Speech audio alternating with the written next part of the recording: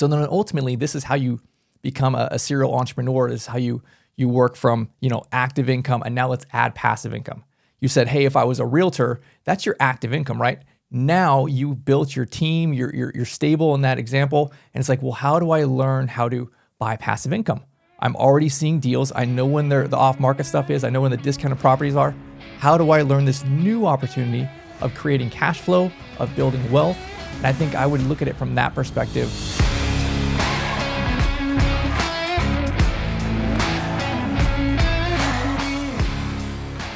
Welcome back to The Donkey and the Bee with your hosts, Brett and Laura Chotkeys. We got the donkey right over here, and that's Brett. We got the bee, that is yours truly, Laura. And we talk all things marriage, entrepreneurship, and finances here on The Donkey and the Bee. And what's great about what I do? I love what I do. I love communicating with other individuals. I love getting out in the community and building relationships. So I have a lot of conversations with a lot of different folks in town. And there is a common theme among the conversations that I hold, and that is individuals saying that they are stuck in whatever niche that they're in. So say, for example, I'm talking to somebody and I'm telling them about the new ventures I'm doing, and they're like, oh, I can never do that. I've been a plumber, I've been a realtor, or whatever it may be, for a decade, and I can't switch. Like, I guess I'm just stuck in this niche forever. They have this doom of, well, I picked this 10 years ago. I can't change now because what skill set do I have other than what I'm doing now currently? And it's like, no, that's not true. If you don't like the circumstances you're in, you can change it. You can go down a different path. You can learn a niche and you can change that. And so I wanted to discuss that today because I thought it was interesting that people have this perspective of, I'm in this niche forever until I retire.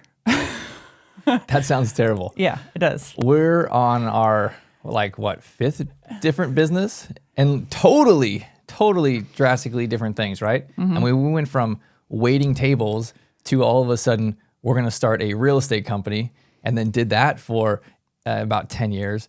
And then after that was like, okay, now let's focus on memory care and dementia and end of life. Literally zero experience there. None of us have any medical training. And it was like, okay, well, we'll just figure it out, right? And it's like, well, man, what's coming up next, right? Like, are we going to get into the hotel game? I don't know. You never know. But we're young, and at least I'm young. He's 2 years older than me. I don't want to hear it. Get out of here. So there's so much opportunity in this life, and I love this idea about being an entrepreneur. You can literally just pick any problem, solve it, make money. Right? But this is the same for whether you are a W-2 employee, whether you're self-employed, whether you are pursuing something new, growing towards something that is like your passive income, right? Your niche for investing. And so the life is too short and too full of opportunities to just get stuck in the same kind of thing. So I think it's important we kind of talk through this and share parts of our story and what we see other people doing, because there's one side of it where it's like, hey, the grass is always greener, right? And like, I'm job jumping or I'm quitting too early. As soon as the adversity hits, now I'm switching. There's something there where you want to identify and avoid that. But that's kind of different than what we're talking about here with being excited about business and the love of the game. And just naturally, life brings new opportunities, being able to identify those and pounce on those. Yeah, we're not talking about job jumping here, I think is what you're saying. We're not saying try a job for 2 months and then be like, oh, that's too hard. That's not for me. Let's try something different.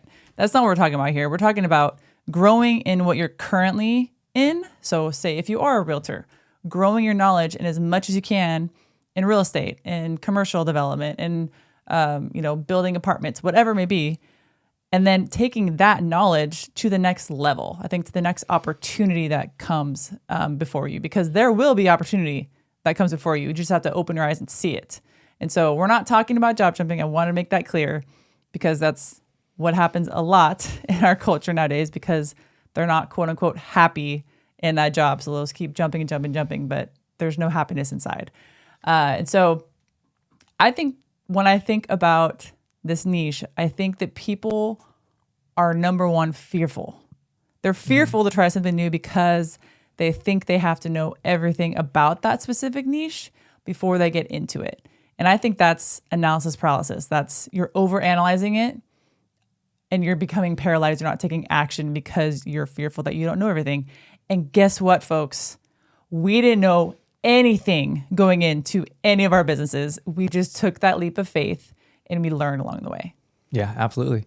Ultimately, it's just the same kind of pattern, right? You're going to have multiple things to any type of business or any type of job. And if you kind of segment it in things, right? There's finance of it, there's operations on it, there's admin stuff on it.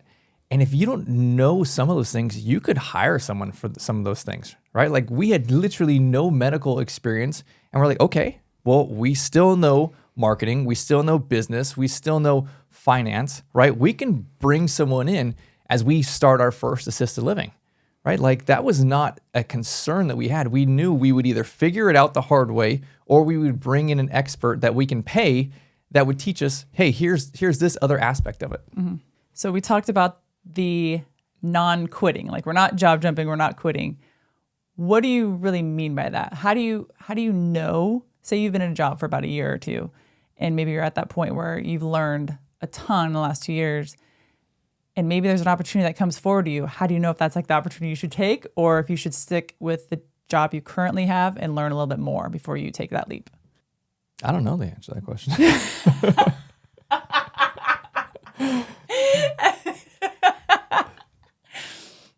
That's a hard one, right? Like, is it following your gut, or is it following your heart? Or I mean, I honestly think if an opportunity comes your way and it's a step above what you're doing, I think you take it.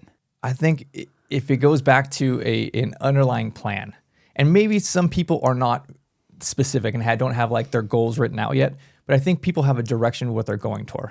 Right? Like for us, it was financial freedom. How do we get to a certain place? We wanted a couple different things.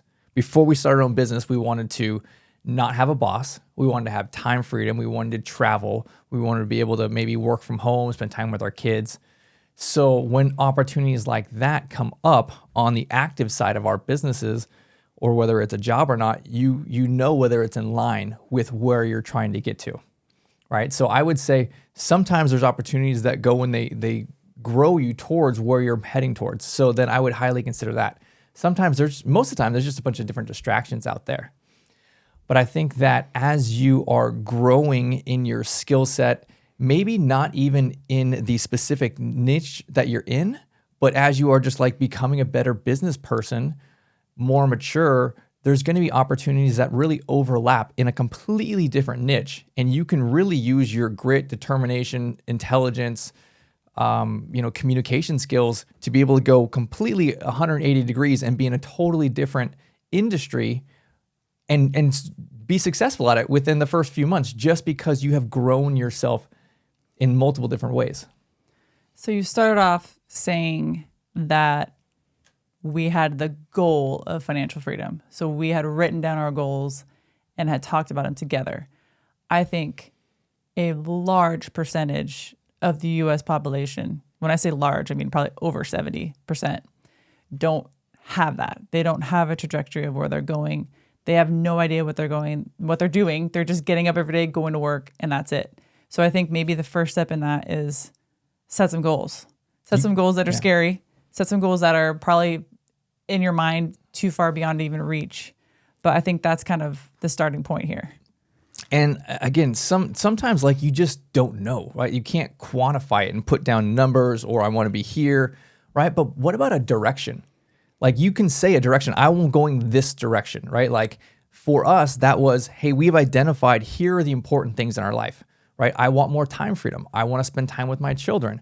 I am less concerned about having a Ferrari than I am about being able to take my kids to school and pick them up every single day, right? Like that is what I want. So perhaps even just simplify some of these things and say, okay, I'm going that way, right? What are some of the things that will help me go that way? And I think this is important to kind of distinguish. This is on my active income side, right? My W-2 job, my active business. This is what I'm doing, trading my time for money, which is different than the other side of this, the passive income side. How am I investing? How am I learning to invest? All those kind of things.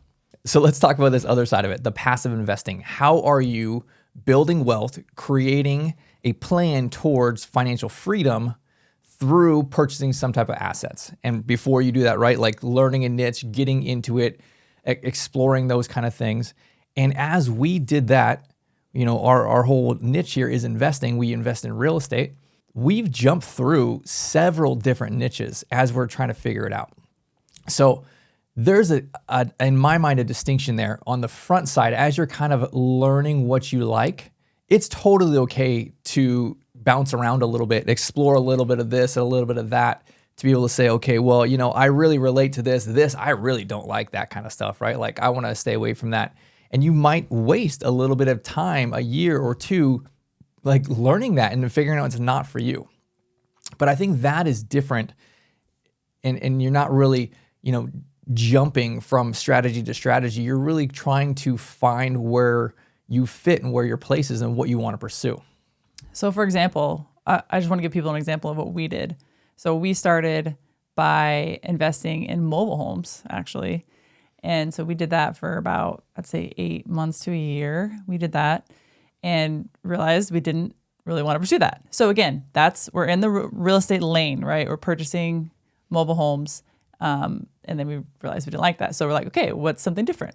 Hey, let's start wholesaling. So we were wholesaling homes and, we're doing that for a little bit and we're like, I don't really like this. Let's start flipping homes. And so it's all in the real estate realm of things. It's just trying different niches within the real estate realm.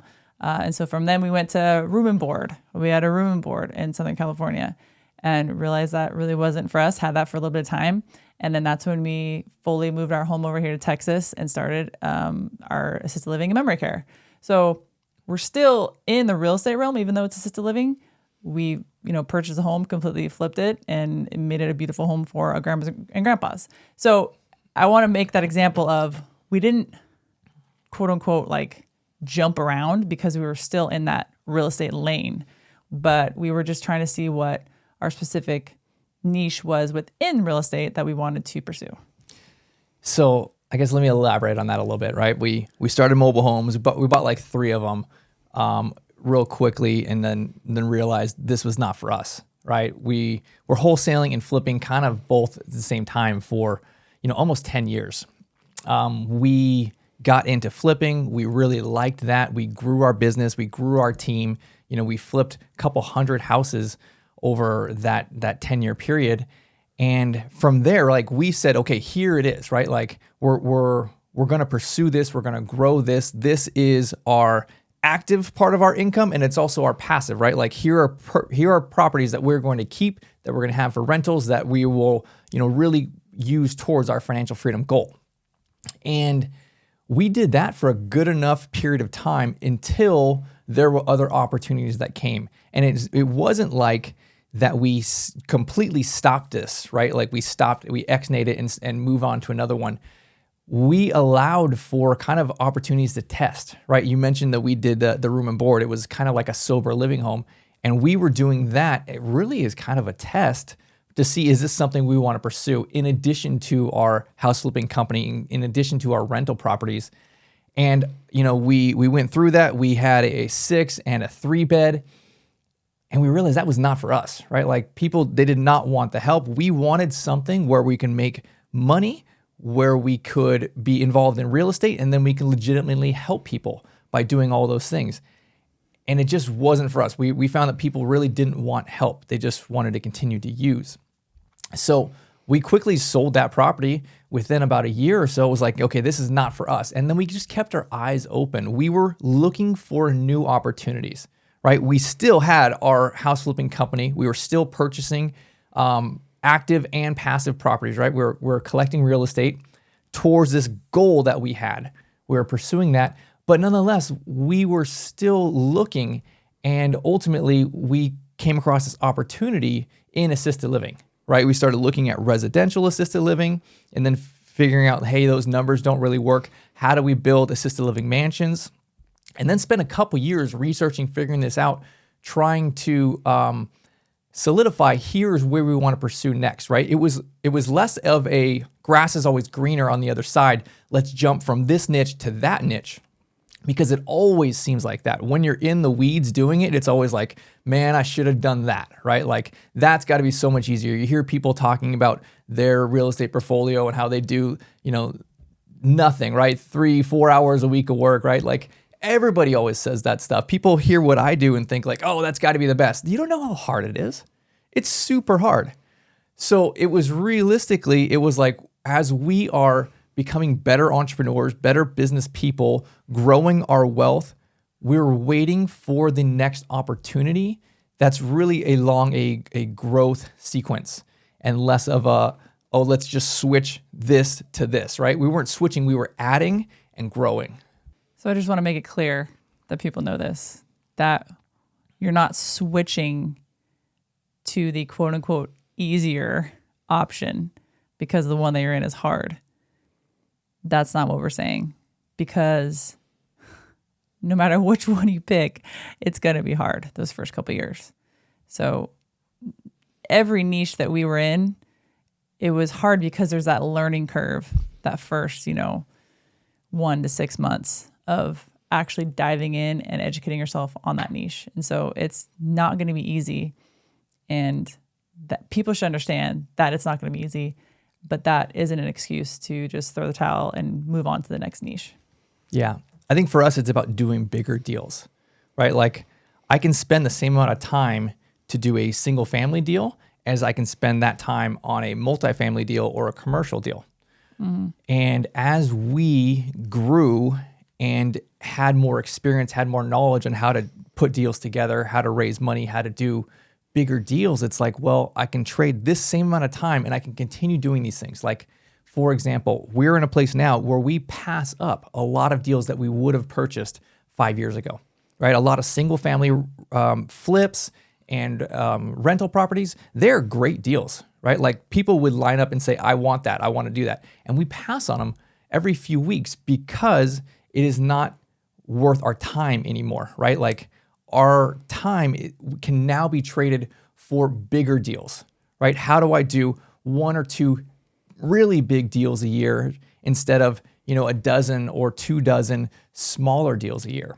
And I think that's really the trajectory that most investors have, whether you're active or passive, right? You're continuing to grow and you're moving from smaller deals to medium deals to bigger deals. You see a lot of people in the flipping game, in the wholesaling game, after 5 or 10 years, they move to the multifamily game, right? Because they have grown and they're looking for a new opportunity. They're going to trade the same amount of time working on deal structure and say, okay, now I have this bigger deal over here that gets me closer to my financial freedom goal or building wealth or whatever it is.